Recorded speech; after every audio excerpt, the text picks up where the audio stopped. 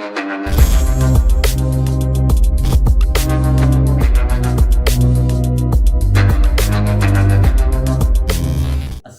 Guys, कैसे हैं आप। उम्मीद करता हूं कि आप सब खैरियत से होंगे, खुश होंगे और हमारी दुआ है कि आप हमेशा खुश रहें, हंसते और मुस्कुराते रहें। मेरा नाम है रहमान अनवर और मैं मोहम्मद सैयद और मैं ज़फर इकबाल। और आज हम जिस वीडियो पर रिएक्ट करने जा रहे हैं, इस वीडियो का टाइटल है Nusrat Mirza this man is spied on India for years as a journalist. तो वीडियो भी काफ़ी अच्छी है, तो सबसे पहले वीडियो देखते हैं और बाद में देते रिव्यू। अगर वीडियो पसंद आए तो लाइक सब्सक्राइब ज़रूर कीजिएगा और कमेंट में अपनी राय का इज़हार ज़रूर कीजिएगा। तो चलो वीडियो करते हैं शुरू। नमस्कार and welcome to world affairs. मैं हूं प्रशांत धवन। नाउ यहाँ पर आप देख पाओगे ये है पाकिस्तान का एक सीनियर जर्नलिस्ट, इसका नाम है नुसरत मिर्जा। अब नुसरत मिर्जा ने रिसेंटली एक बड़ा क्लेम किया। अगर ये क्लेम अगर सच है तो ये एक मैं कहूंगा मेजर चैलेंज अपने आप में पोस्ट करता है इंडिया की इंटरनल सिक्योरिटी के लिए, क्योंकि इसने ये कह दिया कि ये 2007 से लेकर 2010 के बीच में 5 बार इंडिया में आया, इंडिया के बहुत से शहरों को विजिट किया और इसने स्पाइंग करी। ये देखा कि इंडिया में कहाँ कहाँ सेपरेटिस्ट मूवमेंट्स है, इंडिया को कहाँ कहाँ पाकिस्तान हर्ट कर सकता है, कहाँ पर जो सेपरेटिस्ट मूवमेंट है उसको और ज़रा ये आग लगा सकते हैं। ये सारी जानकारी इसने पकड़ा दी ISI चीफ के हाथ में। अब ये मैं कहूँगा अपने आप में एक शॉकिंग रेवलेशन, और ये सब बातें इसने खुद ही कही हैं। और ऐसा नहीं है कि ये झूठ बोल रहा है कि इंडिया में कभी आया नहीं था। बहुत सी फोटोज़ हैं, बहुत सी वीडियोज़ हैं। बिल्कुल 2007 से लेकर 2010 के बीच में पाकिस्तान के विदेश मंत्री की हेल्प के बाद, उस वक्त के पाकिस्तान के विदेश मंत्री थे खुर्शीद कसूरी, तो उनकी इंटरवेंशन के बाद इसको इंडिया का वीजा मिल गया और फिर इंडिया में इसने बहुत सारे सेमिनार्स को भी अटेंड किया। नाउ ये सब अपने आप में काफी वरिंग बातें हैं। अब इसके बाद ना नुसरत ने यह भी क्लेम कर दिया कि इसने एक इवेंट अटेंड किया था जहां पर मेन स्पीकर थे इंडिया के उस वक्त के वाइस प्रेसिडेंट हामिद अंसारी। हामिद अंसारी आपको पता होगा 10 साल तक रहे हैं इंडिया के वाइस प्रेसिडेंट, 2007 से लेकर 2017 तक। तो नुसरत मिर्जा ने यहाँ पर यह क्लेम किया है कि इंडिया में एक इवेंट था, वहां पर हामिद अंसारी ने इसको इनवाइट किया। हालांकि हामिद अंसारी साहब ने रिसेंटली इस पर क्लैरिफिकेशन दी है। मैं एक्चुअली ये वीडियो पहले बनाना चाहता था, मगर मैंने वेट किया कि हामिद अंसारी साहब यहाँ पर क्या क्लैरिफिकेशन देते हैं, क्योंकि इंडिया के वाइस प्रेसिडेंट है, वी शुड नो कि इनका भी यहाँ पर क्या स्टांस है। तो हामिद अंसारी साहब ने यहाँ पर यह कहा कि ये इस जर्नलिस्ट को जानते नहीं हैं और ना कभी इससे मिले हैं। हालांकि ये बात बिल्कुल सही है कि 2010 में इंडिया में एक कॉन्फ्रेंस हुआ था, सेमिनार हुआ था, उसमें हामिद अंसारी भी थे और ये पाकिस्तान का जर्नलिस्ट भी था। हालांकि दोनों मोस्ट प्रॉब्ली मिले नहीं होंगे, क्योंकि हामिद अंसारी कह रहे हैं कि मैं इस आदमी को जानता नहीं हूँ। तो इस बात को लेकर काफ़ी कंट्रोवर्सी हो गई है और मैं इस वीडियो में आपको बताऊंगा इन डिटेल कि नुसरत मिर्जा ने कहा क्या है और इंडिया के लिए ये सारी जानकारी एक आई ओपनर क्यों हो सकती है। मगर आगे बढ़ने से पहले आपसे क्वेश्चन पूछूंगा। विंबलडन 2022 ये रिसेंटली काफी न्यूज में था, इसका कंक्लूजन हो चुका है। तो आपको बताना है कि टेनिस टूर्नामेंट विंबलडन 2022 किसने जीता है। ये है यहाँ पे आपकी ऑप्शन, कमेंट सेक्शन में करिए उत्तर। सही आंसर मैं आपको दूंगा वीडियो के एंड में। ना पहली बात तो मुझे यहाँ पर बोलना पड़ेगा कि जो ईयर्स मेंशन किए गए हैं 2007 से लेकर 2010, जब ये बार बार भारत में आया, ये भारत के लिए बहुत ज्यादा डिफिकल्ट ईयर्स थी। क्योंकि आप अगर आतंकवादी इंसिडेंट्स की लिस्ट देखो इंडिया में ईयर बाय ईयर, तो आप नोटिस करेंगे कि 2006 से लेकर 2010 तक बहुत सी इंजरीज हुई, बहुत सी मौतें हुई हैं। अब यहाँ पे आप देख पाओगे इंजरीज का नंबर 2006 2007 के आसपास 2000 1700 के आसपास मिलेगा। ये वो दौर है जब 26/11 हमला भी हुआ था भारत पे, और ज्यादातर जो इंडिया में आतंकवाद के इंसिडेंट्स हो रहे थे ये स्पॉन्सर कर रहा था पाकिस्तान। ज्यादातर जो आतंकवादी थे ये पाकिस्तान से ही आते थे भारत में। तो ऐसे टाइम में ये भी अब जानना काफी शॉकिंग है कि पाकिस्तान के जर्नलिस्ट आराम से इंडिया में आ रहे थे और ये खुद क्लेम कर रहे हैं कि इंडिया में हम कोई जर्नलिज्म करने नहीं आते थे, स्पाइंग करने आते थे हम ओपनली। अब नुसरत मिर्जा का क्लेम यहाँ पर यह है कि यूजुअली क्या होता है कि जब पाकिस्तानी को इंडिया का वीज़ा मिलता है, पहली बात तो हम लोग पाकिस्तानी को वीज़ा बहुत बहुत मुश्किल से देते हैं, बड़ा रेयरली होता है वीज़ा मिलता है। मिलता भी है तो बड़ी रिस्ट्रिक्शन के साथ मिलता है कि जी एक शहर विजिट करना है, मैक्सिमम चलो 4 शहरों को विजिट करने का वीज़ा मिलता है।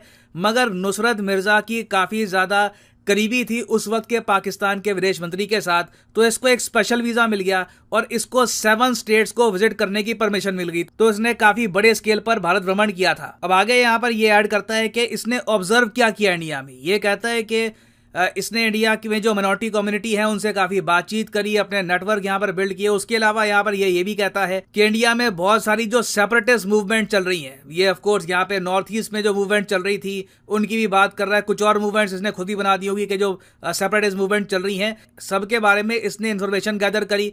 इसके हिसाब से उस वक्त 26 मूवमेंट थी। अब ये कहता है कि ये मूवमेंट अब 67 हो चुकी है। नाउ अगेन ये नंबर ये कहां से लेके आ रहा है, I don't know about that, but इसका ये सब क्लेम है कि इसने सेपरेटिस्ट मूवमेंट जो हो रही है इंडिया में, इसको स्टडी किया, अपना एनालिसिस यहाँ पर ऐड किया। इसने देखा होगा कि कौन कौन से ग्रुप है, उनको कहाँ से फंडिंग आती है, पाकिस्तान उन ग्रुप्स को कैसे और फंडिंग कर सकता है ताकि इंडिया के लिए प्रॉब्लम्स क्रिएट हो जाएं। तो ये सब जानकारी इसने इकट्ठा करी, मगर इसने यहाँ पर यह भी ऐड किया कि पाकिस्तान में प्रॉब्लम ये होती है कि जब एक गवर्नमेंट जाती है, नई गवर्नमेंट आती है, तो पिछली गवर्नमेंट का सारा काम खत्म कर देती है। तो बहुत सारी इंफॉर्मेशन जो इसने पास करी थी पाकिस्तान की आईएसआई को, वो शायद आईएसआई ने कभी प्रॉपरली यूज करी भी नहीं, या एटलीस्ट इसका ये मानना है कि वो इंफॉर्मेशन काफी वैल्यूएबल थी, मगर पाकिस्तान की आईएसआई ने उसको इतना यूज किया नहीं है। ना इसके आगे मिर्जा एक और बात ऐड करता है कि यूज ये इंफॉर्मेशन शायद इसलिए भी नहीं करी गई क्योंकि तब तक ना देखो पाकिस्तान पर FATF की ग्रे लिस्ट का डर बहुत ज्यादा बन चुका था। और वैसे मैं आपको अगर बताऊं टाइमलाइन के हिसाब से, मुझे पता नहीं मिर्जा जो यहाँ पर कह रहा है कितना सच है, उसमें कितना झूठ है, आई हैव नो आइडिया। कई बातें मोस्ट प्रोबेबली ये बड़ा चढ़ा के बोल रहा होगा, मगर जो इसने बात करी है टाइमलाइन के बारे में, FATF के बारे में, ये बात काफी हद तक ठीक है। क्योंकि आप अगर देखो तो FATF financial action task force ये बनी थी 1989 में। उसके बाद जो ये ग्रे लिस्ट ब्लैक लिस्ट का सिस्टम है ना, ये शुरू हुआ था सन 2000 में, और पाकिस्तान सबसे पहले FATF की ग्रे लिस्ट में गया था 2008 में। ये पाकिस्तान के लिए बहुत बड़ा झटका था। और मिर्जा ने यहाँ पर यह क्लेम किया है कि जब से पाकिस्तान FATF की ग्रे लिस्ट में गया तो इनके लिए काफी मुश्किल हो गया इंडिया में सेपरेटिस्ट मूवमेंट को फंड करना। नहीं तो पाकिस्तान की प्लानिंग ये थी कि इनके पास जो भी फंड आते हैं एक बार को पैसा फेंक दो इंडिया में, कैसे भी करके पैसा पहुंचा दो ताकि इंडिया के अंदर डिवीजन क्रिएट हो। अब ये मुझे अजीब बात लगती है, ये लोग इतना प्राउडली ये बात क्लेम करते हैं, और ये जर्नलिस्ट है ये आदमी, काफी बार पाकिस्तान के टेलीविजन में आता है, लोग इसको फॉलो करते हैं, मगर तब भी पीस की एक आप कह लीजिए कोएग्जिस्टेंस की जो भावना है, यूनिटी खत्म होनी चाहिए, साउथ एशिया को इकट्ठा आना चाहिए, ये थॉट प्रोसेस लगता है कि इवन यहाँ पे जो एजुकेटेड क्लास है उसमें ज्यादा एग्जिस्ट करता नहीं है। कॉन्स्टेंटली यहाँ पर यही कोशिश है कि जब भी अपॉर्चुनिटी मिले इंडिया को तोड़ने की कोशिश करो। तो खैर मिर्जा ने यहाँ पर कहा कि इसने खूब जासूसी करी, इंफॉर्मेशन पकड़ाई, मगर एक तो सरकार चेंज हो रही थी उस टाइम, उसके अलावा FATF का इशू था, इसकी वजह से इसकी इंफॉर्मेशन को इतना यूटिलाइज किया नहीं गया ना। मिर्जा ने यह सब बातें कहकर हमारे देश के पूर्व वाइस प्रेसिडेंट हामिद अंसारी साहब, इनको फंसा दिया। यहाँ पर इसने ये ऐड कर दिया कि हामिद अंसारी साहब ने भी इसको एक कॉन्फ्रेंस में इनवाइट किया था। यहाँ पर आप देख पाओगे ये ऑफिशियल स्टेटमेंट है जो रिलीज करी है हामिद अंसारी साहब ने। ये यहाँ पर कह रहे हैं कि दिसंबर 11, 2010 में एक कॉन्फ्रेंस इनॉग्रेट इन्होंने करी थी, कॉन्फ्रेंस ऑन टेररिज्म। अजीब बात है, देखो कॉन्फ्रेंस ऑफ टेररिज्म इंडिया में हो रही है, उसमें हमने इनवाइट किया पाकिस्तान के जर्नलिस्ट को उस टाइम, और ये जर्नलिस्ट खुद कह रहा है कि मैं जासूसी करने के लिए आया था। उस वक्त कई चीजें इंडिया में जो हो रही थी, it is hard to believe. खैर अंसारी साहब यहाँ पर कह रहे हैं कि इस आदमी ने क्लेम किया कि इस कॉन्फ्रेंस में ये इस आदमी से मिले, तो हामिद अंसारी साहब यहाँ पर कह रहे हैं कि ये बात सही नहीं है, ये कॉन्फ्रेंस में आ गया होगा, ऑर्गेनाइजर्स ने इनवाइट कर लिया होगा, बहुत लोग आते हैं ऐसी कॉन्फ्रेंसेस में, मगर इसका कोई ये मतलब नहीं है कि हामिद अंसारी साहब का इस आदमी के साथ कोई लिंक था। आगे इन्होंने यहाँ पर यह भी ऐड किया है कि इन्होंने इंडिया के लिए एज एन एम्बेसडर काम किया है ईरान में, फिर UN में भी काम किया। दुनिया को पता है कि इन्होंने किस तरीके से इंडिया की फॉरेन पॉलिसी को बल दिया है। तो ये यहाँ पर कह रहे हैं कि मेरा काम फॉरेन में, इवन इंडिया में लोग जानते हैं, and he has done a lot for the country. तो ये यहाँ पर इनका स्टांस है। बट जो बातें मिर्जा ने इंडिया के बारे में बोली है, इस सब से देखिए एक बहुत ही सिंपल लेसन निकल के आता है कि पहली बात तो पाकिस्तान से जो भी जर्नलिस्ट इंडिया में आते हैं उनको वीजा बहुत ज्यादा कम देना चाहिए, क्योंकि हमको पता नहीं है कौन एक्चुअली में जर्नलिस्ट है, कौन ISI के साथ मिलकर काम कर रहा है। दूसरी बात अब यहाँ पर यह भी है कि देखो 2007-8 के आसपास इंटरनेट एक इतना बड़ा रोल प्ले करता नहीं था, आज इंटरनेट एक बड़ा रोल प्ले कर रहा है। बहुत सारे पाकिस्तान के यूट्यूब चैनल हैं, कई वेबसाइट्स हैं, ये भी कोशिश करते हैं कि इंडिया में मिस इन्फॉर्मेशन फैले, रेडिकलाइजेशन फैले, इंडिया में एक बार को डिवीजन जो है ये काफ़ी ज़्यादा फैल जाए। तो अभी रिसेंटली आपको पता होगा हमारी सरकार ने बहुत अच्छा काम किया है कि कई ऐसे चैनल्स को ब्लॉक किया, मगर मेरा ये मानना है कि इवेंचुअली हमें एक साइबर वॉल बिल्ड करनी चाहिए पाकिस्तान के साथ, और बहुत ज़्यादा लिमिटेड फिल्टर्ड कंटेंट ही इंडिया की तरफ पहुंचना चाहिए पाकिस्तान का। और यह कोई ज़रा मुश्किल काम नहीं है, चाइना ने पूरी दुनिया के लिए बना रखी है फायरवॉल, हम एक ऐसी कंट्री जो कॉन्स्टेंटली इंडिया को हार्म करना चाहती है उसके अगेंस्ट एक फायरवॉल तो बिल्ड कर सकते हैं, ताकि लगातार अनइंटरप्टेड पाकिस्तान की तरफ से जो इंफॉर्मेशन वॉरफेयर है अगेंस्ट इंडिया ये हम रोक पाएं। इस सब के अलावा एक एडवांटेज इस फायरवॉल का ये भी होगा कि जो कभी कभी केसेस आते हैं हनी ट्रैप के, अभी रिसेंटली आपने सुना होगा केसेस आए हैं कि आईएसआई ने कुछ औरतें हायर करी, वो ऑनलाइन चैटिंग करती थी, हमारे यहाँ कोई लोग थे वो हनी ट्रैप में फंस गए, उन्होंने इन्फॉर्मेशन लीक कर दी। तो जो ये हनी ट्रैप वाले केसेस हैं ये भी ना हो, ऑफ कोर्स ये भी हम चाहेंगे। तो हर तरफ से eventually I think we need a firewall against Pakistan. ना वापस आते हैं अपने क्वेश्चन की तरफ कि Wimbledon 2022 men's single final recently किसने जीता है? तो सही उत्तर यहाँ पे है ऑप्शन बी, सर्बिया के नोवाक जोकोविक ने जीता है। और फाइनली यहाँ पर मैं ये भी ऐड कर दूं कि लाइफ में अगर आप एक बार प्रॉपरली यूपीएससी एग्जाम की तैयारी करना चाहते हैं, किसी भी एग्जाम की तैयारी करना चाहते हैं, चाहे आईआईटी हो, बैंक हो, तो सिंपली जाइए कमेंट सेक्शन में आपको मिलेगी ये पिंड कमेंट, और यहाँ पे आप परचेज कर सकते हैं the course of your choice. For example let's say आप प्रिपेयर कर रहे हैं फॉर यूपीएससी, क्लिक करिए यूपीएससी पर और यहाँ पे आपके सामने खुल जाएगा ये पेज, और यहाँ पे आप परचेज कर पाएंगे UPSC course for 36 month as well. अगर मान लीजिए आप एक कॉलेज स्टूडेंट हैं, अभी आपके पास टाइम है 2-3 साल का आराम से यूपीएससी की प्रिपरेशन करनी है, तो 36 महीने का जो कोर्स है ये भी आप कर सकते हैं परचेज। मगर जो प्राइसेस यहाँ पर लिखे हैं ये पे करने की जरूरत नहीं है, सिंपली यहाँ पर कोड यूज करिए PD10 and the prices will start following. So use the code PD10 and save money. So इसी नोट के साथ ये है वीडियो का अंत। Thank you for listening and as always God bless you all.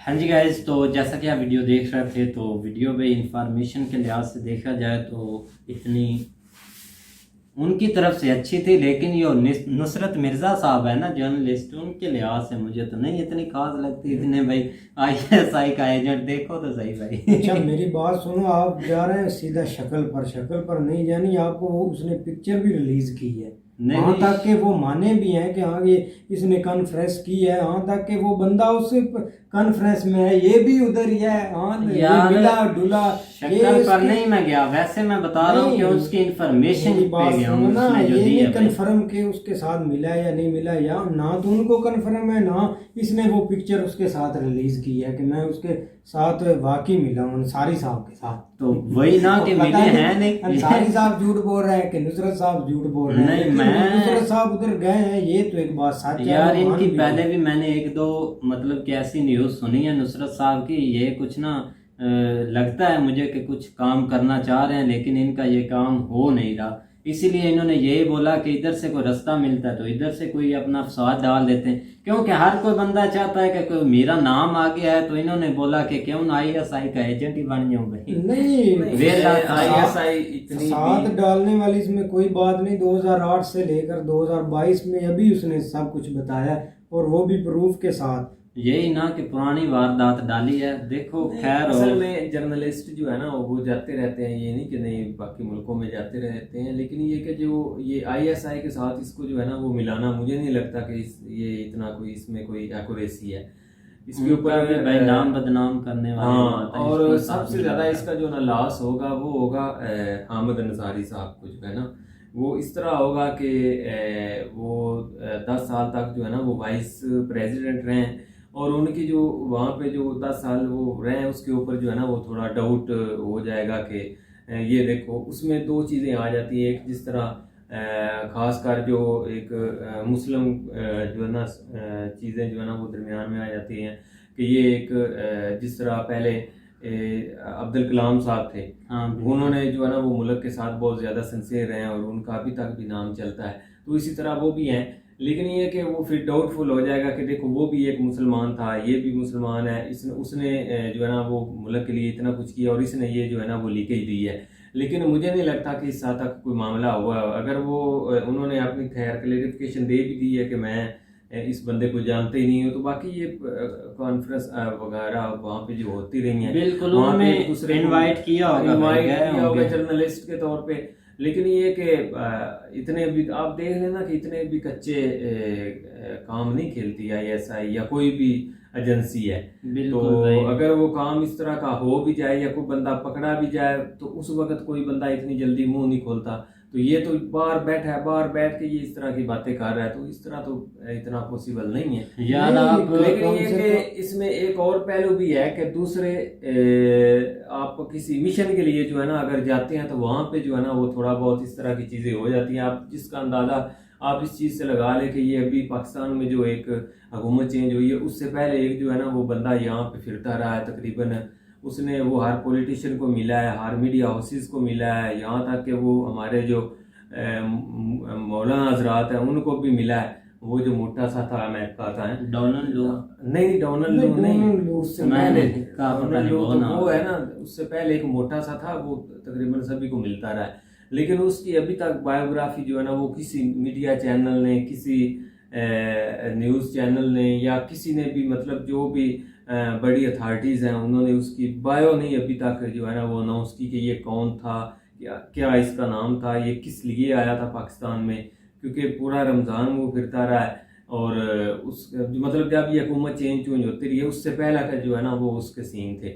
लेकिन अभी अब वो अचानक ही जो है ना वो मंजर आमा से गायब भी हो गया है। लेकिन ये कि वो चलो ठीक है, उसको हम मान सकते हैं कि वो एक स्पेशल टास्क के लिए था या उसको कोई मिला था, ये तो बाद में जब तहकीक होगी इसके ऊपर वो तो बाद में। लेकिन ये कि इस तरह एक जर्नलिस्ट उठ के अगर बात को कर देता तो उसको तो मुश्किल से ही मानना चाहिए कि यार नहीं, जर्नलिस्ट कुछ उसने फैक्ट बताया भी है, पिक्चर भी लॉन्च किया, कोई ना कोई बात है, अगर आप एक मुल्क के अंदर जाते हैं तो उसमें उसने फैक्ट भी तो कुछ ना कुछ यार सामने मुल्क आप ये तो नहीं वो दिल्ली गेट पर गया और उसने पिक्चर खींची और इधर चला यार। वैसे भी अगर यहाँ देख, मेरी बात सुने ना जी, वो शहर में गया, फलाने शहर में गया और उसने अपनी सारी जो इन्फॉर्मेशन दे दी। कौन सा भाई वहां से उसने अपने बंदे बिठाए हैं कि जिनसे वो इन्फॉर्मेशन ले रहा है। अगर जर्नलिस्ट के तौर पर जाता है तो और भी तो लोग वहाँ होंगे साथ कुछ। असल में ये ना हकीकत है, जब भी आप ये देख लें कि किसी मुल्क में एंटी एक्टिविटीज़ होती हैं ना, जो भी जिस तरह आप वो बता रहे हैं कि 67 मूवमेंट जो है ना वो इंडिया में उस वक्त चल रही थी, उसमें बहुत सारी के नाम लेते हैं कि फलां वहाँ पे ये कोई सिख चला रहे हैं, कोई कुछ चला रहा है, कोई मुसलमान चला रहे हैं, कोई फलां चला रहे हैं, तो इस तरह कोई तमिलनाडु के में वहाँ पे कोई तहरीक चला रहे हैं। तो इस तरह की एक्टिविटीज़ जो है ना वो होती हैं हर मुल्क में, तकरीबन थोड़ी बहुत चलती रहती हैं। लेकिन उसको जो है ना वो एंटी कंट्री जो है ना वो उसको सपोर्ट थोड़ी बहुत ज़रूर करते हैं, उसको थोड़ा बहुत। लेकिन देखा जाए ना तो हर मामले में, मतलब जहाँ भी इंडिया में दहशतगर्दी ऐसा वाक़या हो जाते हैं वो समझते हैं कि इनको पाकिस्तान से जोड़ा जाए, जिधर से भी हो ऐसे हालात है। लेकिन ऐसा भी नहीं करना चाहिए, कुछ प्रूफ के साथ करना चाहिए। अब रही बात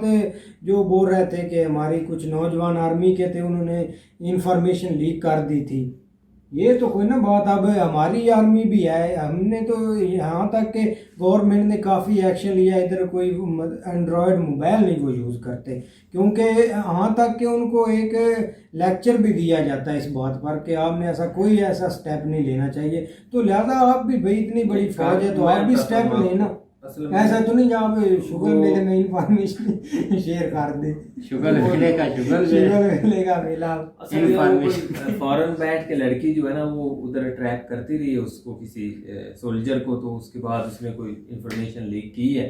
लेकिन यार आप मेरी बात सुनो, जब आप से कोई पर्सनली पूछ ले तो पता चल जाता है कि भाई मुझसे वो इन्फॉर्मेशन पूछ लिया, बंदे में कुछ गड़बड़ है, ऐसा कुछ सिरफिरा तो ऐसे इन्फॉर्मेशन सारी दे दे। वो कंटेंट पे डिपेंडेंट होता है ना आगे, जो जब लड़की आ जाए तो फिर पता ही है, जिस तरह हमारे मशरकी नौजवान है माशाल्लाह, खासकर पाकिस्तान इंडिया के लोग जो है ना ये थोड़ा लड़की के मामले में थोड़ा ज्यादा सीरियस हो जाते हैं, तो वहाँ पे आके इस तरह का मामला जो है ना वो हो जाता है। बिल्कुल भाई। तो जी, तो बाकी यही है ना कि अभी हमें तो खैर हमारे तो इधर मीडिया पे इतना ये चल भी नहीं रहा, ना ही किसी को पता है ये माशाल्लाह नुसरत मिर्जे वाला केस। लेकिन इंडिया में काफी जो है ना वो आधे पाकिस्तान को तो नुसरत का भी नहीं पता होगा जब न्यूज़ देखेंगे। तो उम्मीद करते हैं कि सीरियस मामला आपको वीडियो पसंद आएगी। अगर पसंद आए तो नुसरत के लिए एक सब्सक्राइब जरूर कीजिएगा। अल्लाह हाफिज।